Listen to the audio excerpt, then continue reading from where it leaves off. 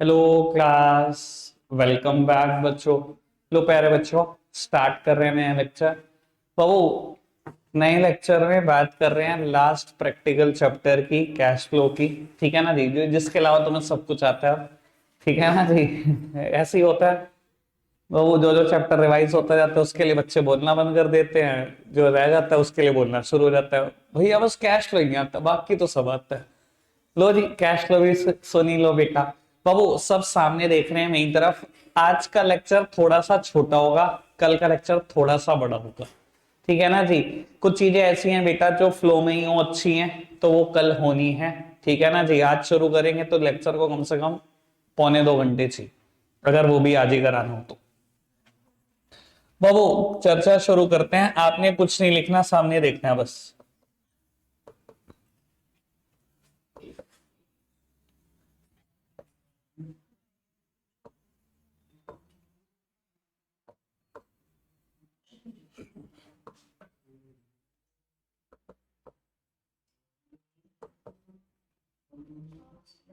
और रहन दे भाई, रहन दे।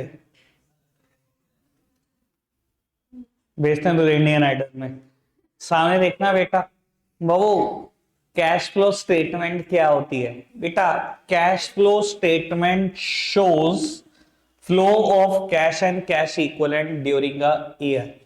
मतलब बेटा पहली बात तो फ्लो से मतलब दोनों फ्लो हो सकते हैं। It may be in flow, it may be out flow.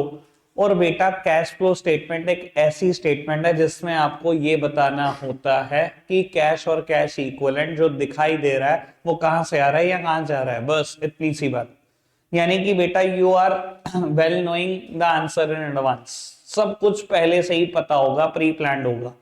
बाबू आपको बैलेंस शीट में asset side, non current assets और करंट एसेट्स करके दो हेड याद है? ठीक है, करंट एसेट्स का शॉर्टकट सिट सीएसओ याद है? बाबू सिट सीएसओ में जो फोर्थ टर्म है कैश एंड कैश इक्विवेलेंट है। ठीक है जी। अगर मैं कहूं करंट ईयर में 50,000 कैश एंड कैश इक्विवेलेंट लिखा और प्रीवियस ईयर में 40,000, तो आपको इस पूरे के पूरे चैप्टर में बस ये बताना होता है ये जो 10,000 रुपए आए वो कहां से आए, बस। ठीक है जी। और अगर मैं बोलूं बेटा ये 30,000 हो, पिछले साल था 40,000, तो आपको ये देखना होता है कि ये 10,000 रुपए कहां गए। Cash flow statement shows flow of cash and cash equivalent during a year. किस एक साल भर के समय में कैश और कैश इक्विवेलेंट का फ्लो कहां हुआ है, मतलब कहां से पैसा आया है अगर आया तो, और गया तो कहां गया है। समझ में आ रही है बेटा? यानी कि जैसे बैलेंस शीट वाला अगर क्वेश्चन तो मैं एडवांस में पता होता, अगर मीट आउट हुई सब कुछ ठीक है, तो बेटा यहां भी एडवांस में पता होगा। अगर ये दिख गया ना कि 10,000 रुपए कहां गए हैं तो ठीक किया, वरना गलत किया। समझ में आ रही है बेटा बात? कोई दिक्कत कोई परेशानी तो नहीं? सब सामने देखते रहेंगे बेटा। आज बेस बनाने का दिन है तो बेस ही बनाएंगे। बाबू फॉर्मेट कैसा होता है इसका? तो बेटा पहले फॉर्मेट की चर्चा कर देते हैं। बेटा सबसे पहला column particulars, next column is of details, third column is of amounts. बेटा तीन कॉलम से मिलकर बना है फॉर्मेट। पर्टिकुलर्स, डिटेल्स और अमाउंट। बेटा कैश फ्लो स्टेटमेंट तीन कैटेगरी में डिवाइडेड है। सबसे पहले बेटा cash flow from operating activity,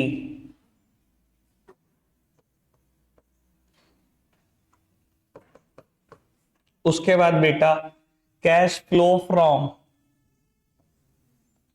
investing activity, investing activity, और उसके बाद बेटा cash flow from financing activity, cash flow from financing activity.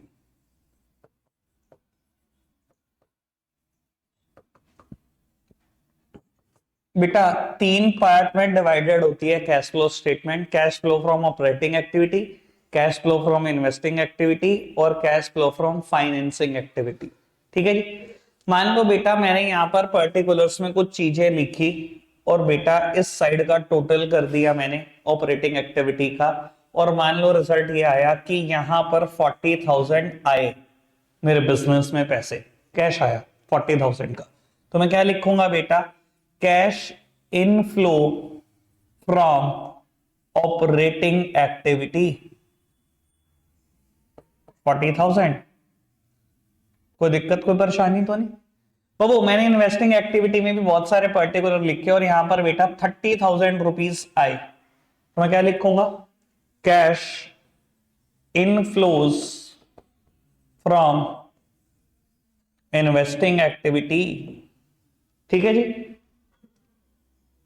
और बाबू मैंने फाइनेंसिंग एक्टिविटी में भी बेटा बहुत सारे पर्टिकुलर्स लिख दिए, और बेटा यहां पर 80,000 रुपीज चले गए बिजनेस से।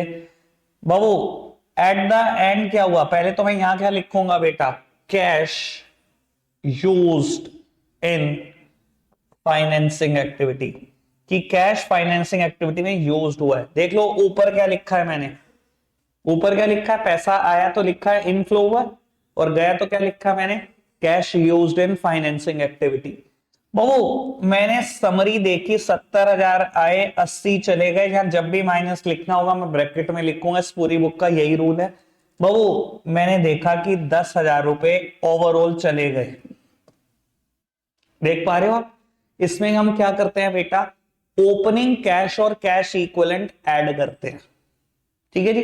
कितने थे, 40,000 थे अभी मेरे एग्जांपल में।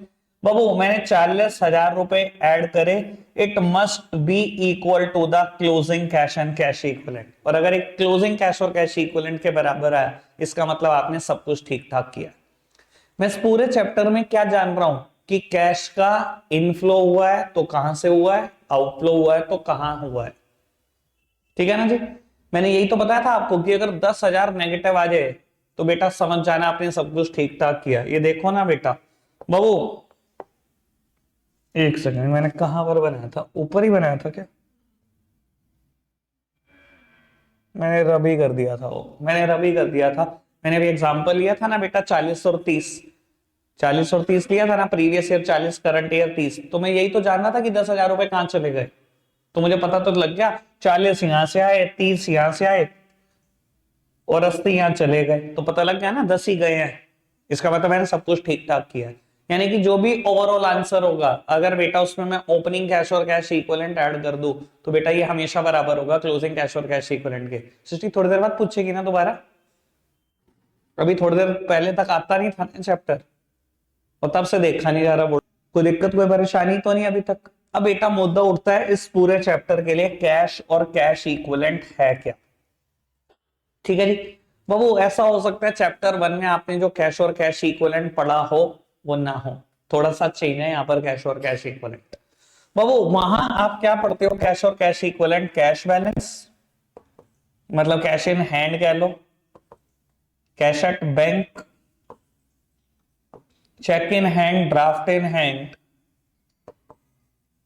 Check in hand, draft in hand, ये तो वहां पर भी पढ़ते हैं बेटा।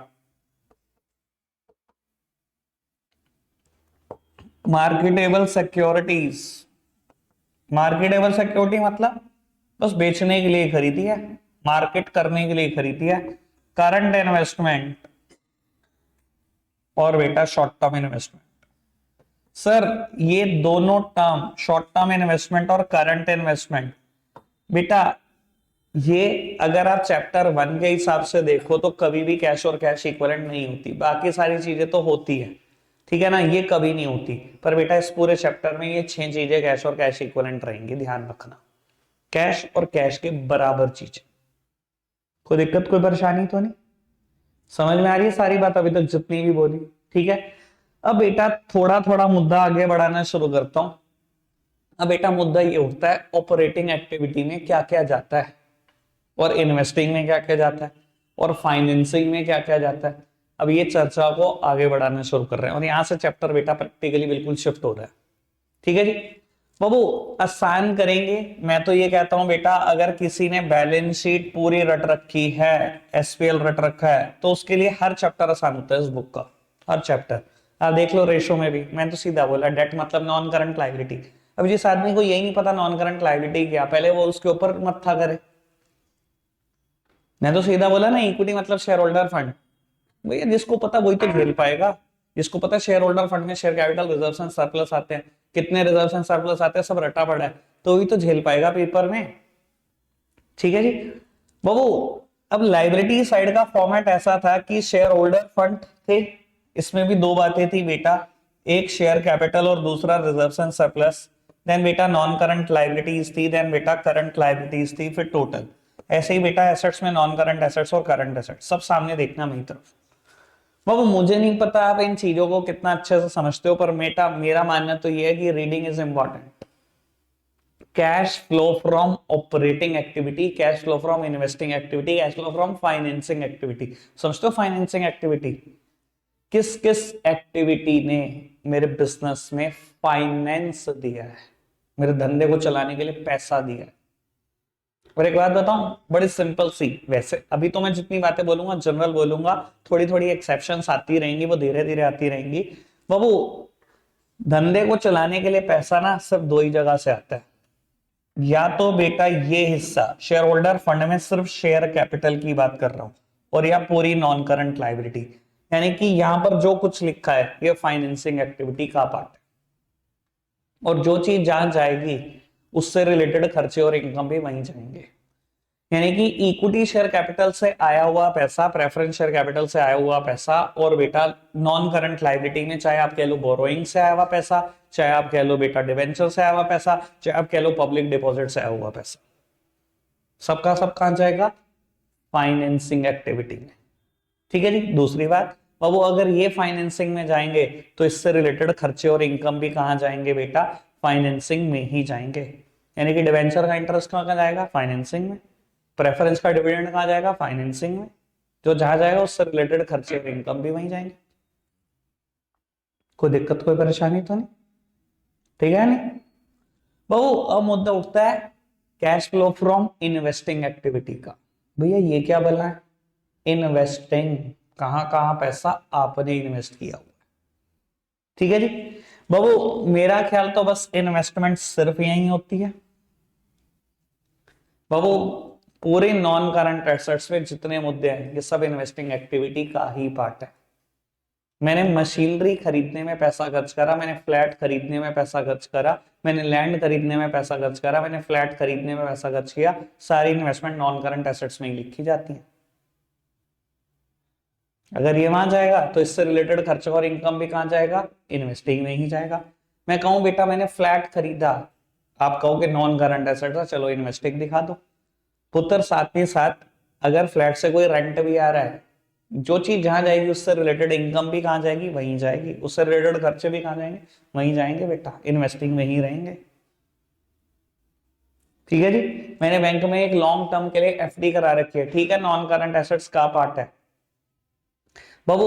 अगर जाएगा नॉन करंट एसेट्स में तो अगर वहां से कोई इंटरेस्ट आएगा तो भी कहां जाएगा? नॉन करंट एसेट्स में ही जाएगा, मतलब इन्वेस्टिंग में ही जाएगा।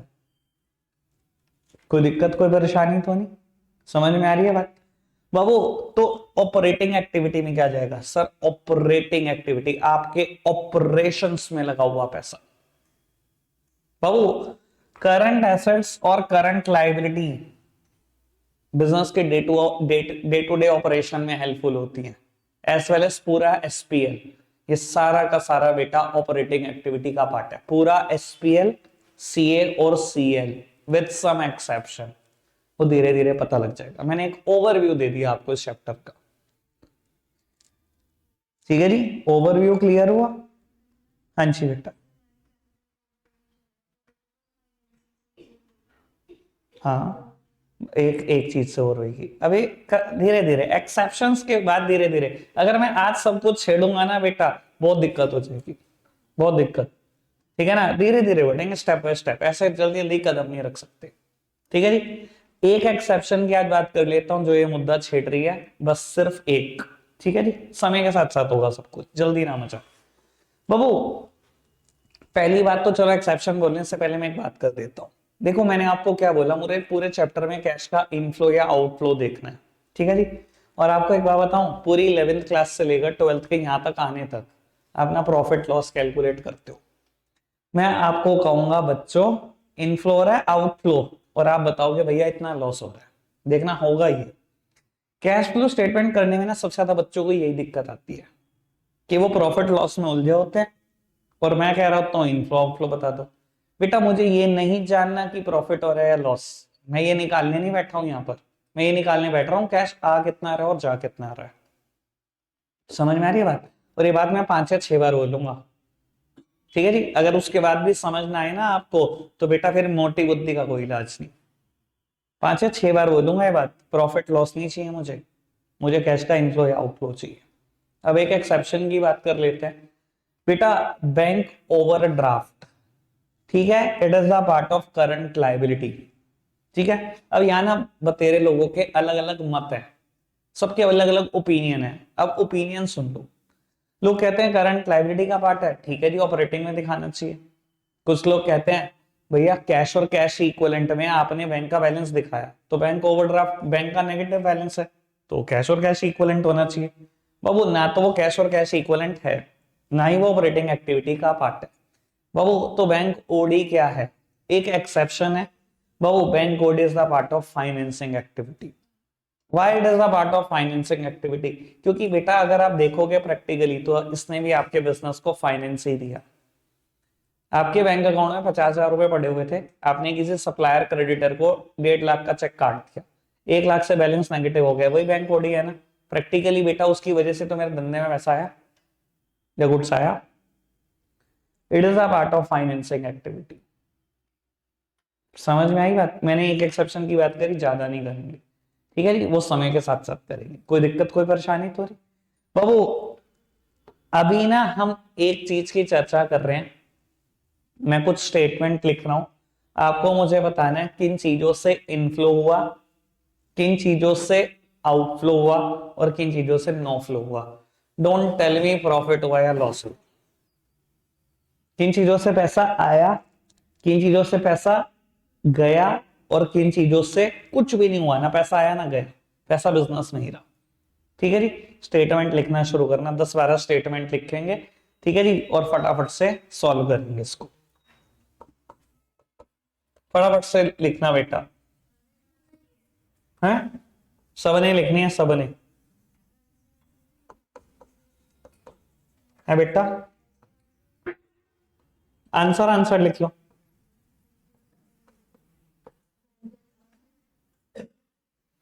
लोगों आंसर आंसर लिखना है, आंसर आंसर लिख दो।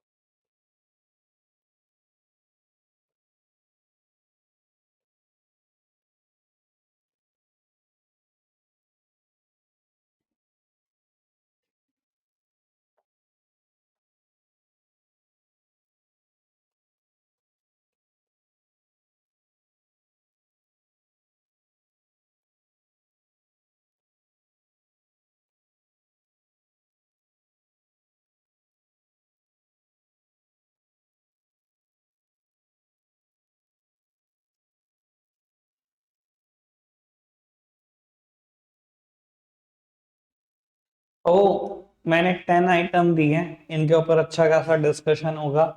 4 मिनट है आपके पास, 5:05 पर डिस्कस करेंगे किन से इनफ्लोस हो रहे हैं, किन से आउटफ्लोस और किन से नो फ्लोस।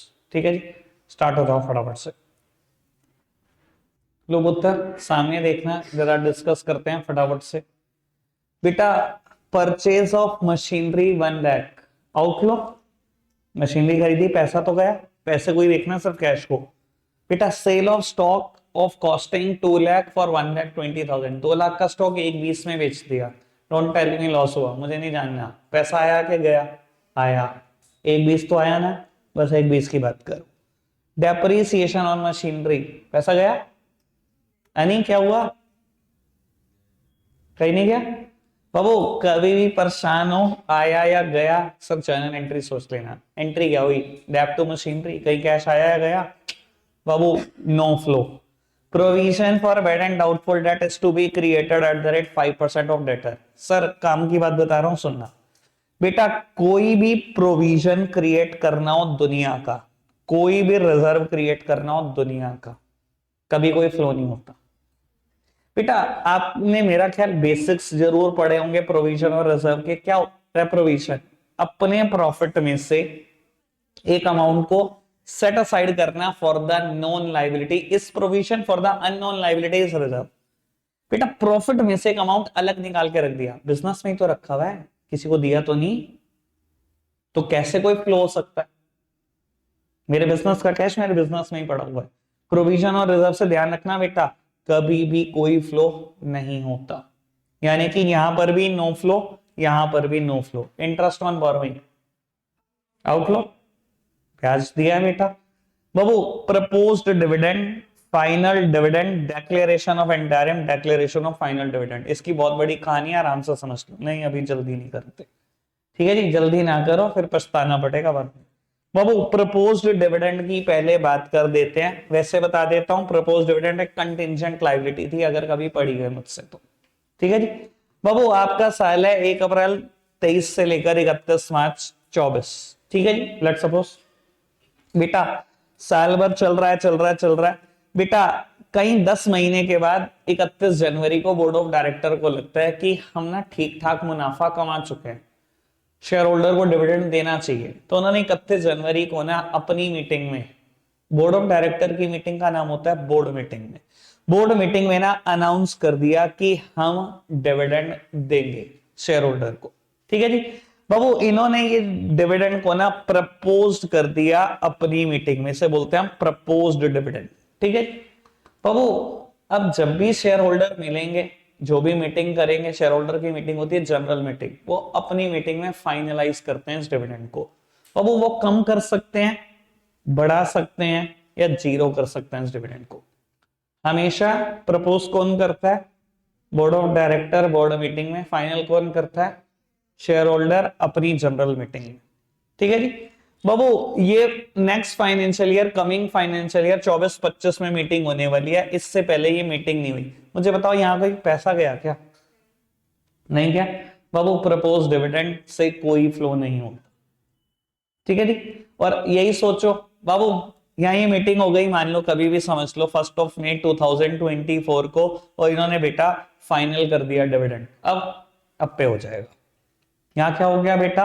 आउटफ्लो। समझ आई बात? Propose dividend no flow, final dividend outflow. कोई दिक्कत कोई परेशानी तो नहीं है? अब यार पहले वो करा दो क्या? समझ नहीं आती यार, आऊंगा नहीं क्या उस पर? सब कुछ कंपनी के एंगल से। शेयर होल्डर कौन है? Cash flow statement share holder बनाएगा, कंपनी की बना रहे हैं। कोई दिक्कत कोई परेशानी तो नहीं? बात क्लियर है? आगे बढ़ाएं बात को। बाबू अगली टर्म है डेक्लेरेशन ऑफ इंटरिम डिविडेंड। पहले समझ लेना कंसेप्ट, इंटरिम डिविडेंड क्या होता है? बाबू जो पे होता है ड्यूरिंग द ईयर, जिसके लिए साल खत्म होने की इंतजार नहीं की जाती। ठीक है जी। 6 महीने बीते, बोर्ड ऑफ डायरेक्टर को पता लग गया जी बहुत अच्छा खासा कमा लिया, आज ही अनाउंस करो, आज ही पे करो। बेटा इसे बोलेंगे इंटरिम डिविडेंड। इसके लिए बेटा शेयर होल्डर की कभी हेल्प नहीं ली जाती, बोर्ड ऑफ डायरेक्टर खुद डिसाइड कर सकते हैं। और एक बात सुन लेना, जब भी इंटरिम डिविडेंड डिक्लेयर होता है तो लॉ है विद इन द 30 डेज पे हो जाता है। जब भी इंटायरिम डिविडेंड डिक्लेयर होता है कितने दिन में पे करना होता है, 30 दिन के अंदर अंदर पे करना होता है शेयर होल्डर को, तो बेटा इससे आउटफ्लो होगा ही होगा, 100% होगा। कोई दिक्कत कोई परेशानी तो नहीं, समझ में आ रही है सारी बात। अब सुनना जी, आखिरी बात, डेक्लेरेशन ऑफ फाइनल डिविडेंड, मेरी तरफ देखना बाबू। मेरा तो नजरिया ये कहता है डेक्लेरेशन ऑफ फाइनल डिविडेंड कभी भी बेटा कोई फ्लो नहीं होता। अभी डिविडेंड डिक्लेयर ही तो किया, पे थोड़ी हो गया। अब सुनना 1 मिनट मेरी बात, मैं बुक की ओपिनियन भी बता देता हूं आपको, ठीक है ना। इस बार मैं सोच रहा हूं बुक की ओपिनियन से चलते हैं, पेपर में 1 नंबर भी क्यों दे, मैं कोई अजम्पशन दिलवा दूंगा आपको तो पता लगे बेटा नंबर काट लें तो क्या फायदा। ठीक है जी, मैंने पिछली बार तो कहा था नो फ्लो ही लिखो, इस बार मैं कह रहा हूं आउटफ्लो लिखो, डेक्लेरेशन ऑफ फाइनल डिविडेंड को भी। क्यों, अब समझ लो, 1 मिनट के लिए मेरी तरफ देखना बाबू। मैं डेक्लेरेशन ऑफ फाइनल डिविडेंड यही समझता हूं, डेक्लेरेशन ऑफ फाइनल डिविडेंड का मतलब कुछ और नहीं होता, प्रपोज डिविडेंड होता है, मेरी समझ तो यही कहती है भैया। ठीक है जी, आपने डिक्लेयर कर दिया डिविडेंड मतलब प्रपोज ही तो कर दिया। बाबू बुक किसको समझती है डेक्लेरेशन ऑफ फाइनल डिविडेंड, जब बेटा जनरल मीटिंग हो जाती है वहां पर डिक्लेयर हो जाता है, और अगर यहां डिक्लेयर हो गया तो ये इमीडिएटली पे होगा, एक ही दिन में पे हो जाएगा सबको। यानी कि इंटायरिम डिविडेंड तो अपने डिक्लेयर होने के 30 दिन के अंदर अंदर पे होता है, वो तो आउटफ्लो है, और फाइनल डिविडेंड अपने डिक्लेयर होने के 1 दिन में पे हो जाता है, तो वो तो ऑब्वियसली आउटफ्लो है। कोई दिक्कत कोई परेशानी तो नहीं, समझ में आई बेटा बात। ठीक है जी, अब आपने करना क्या सुनो जी बाबू, इलस्ट्रेशन नंबर 4 और 5 यहीं कर दो, कोई होमवर्क नहीं है क्योंकि आपने सुबह आना ही है मेरे पास। ठीक है जी, बैच का टाइम 10 से 12 हो चुका है, चेंज हो चुका है, 10 से 11 पढ़ाऊंगा बेटा मैं अकाउंट्स, और 11 से 12 बीएसटी। ठीक है जी, इस टाइम में किसी को कोई प्रॉब्लम नहीं है, जो जिनको थी प्रॉब्लम एडजस्ट हो गई है। ठीक है जी बाबू, अब सुन लो, इलस्ट्रेशन 4 5 करके प्रॉब्लम लेंगे अभी, कल का मुद्दा नहीं है क्योंकि कल मेरे पास ऑलरेडी बेटा 1 घंटे का पूरा फुल फ्लेज लेक्चर है, तो इसकी प्रॉब्लम आज ही हो जानी चाहिए। रखेंगे आज के लिए इतना ही, बाय बाय।